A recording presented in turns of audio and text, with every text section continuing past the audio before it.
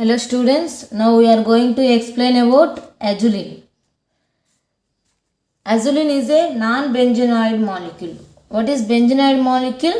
The molecule with benzene. So benzene unte a molecule benzenoid antunnam. Without benzene, non-benzenoid. So azulene ఎలా ఉంటుంది structure ఏంటి అంటే 7 member ring 5 member ring attach అయి ఉంటాయి like this.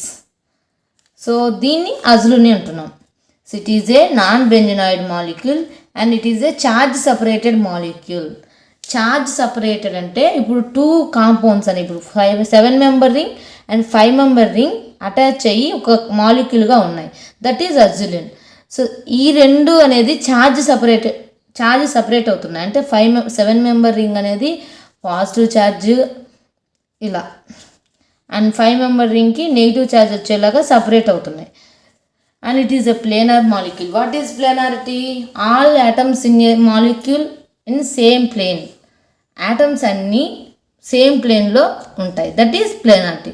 So azulene is a planar molecule. And azulene exact compound అంటే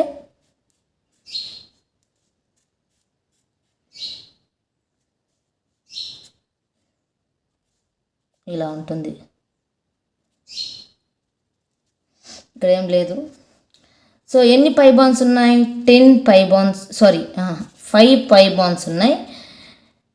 అంటే 10 pi electrons ఉన్నాయి అని అర్థం. 10 pi electrons. It is a delocalization of pi electrons occurs in a molecule.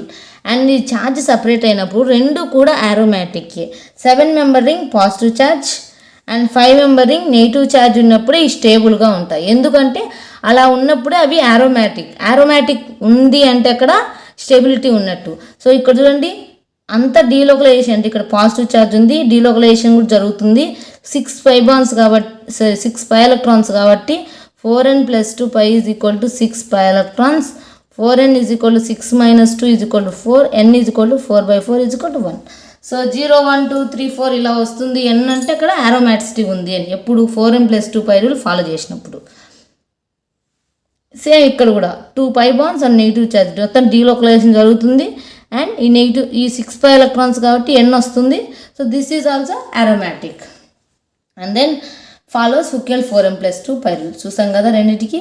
And it involves NPS and EPS reaction, nucleophilic substitution, electrophilic substitution reactions. అంటే ఇప్పుడు charge separate అవుతున్నాయి కదా, ఎలా సపరేట్ అవుతున్నాయి అంటే EPS attack on 5 member ring. అంటే EPS అనేది